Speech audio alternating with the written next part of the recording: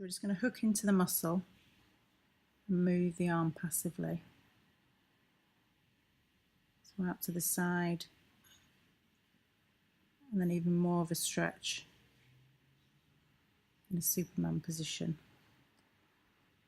So this can be done passively. Obviously, depending on someone's range of motion, as soon as you drop the arm, they're then holding that themselves. And you can then instruct them to do a slight Superman arm themselves.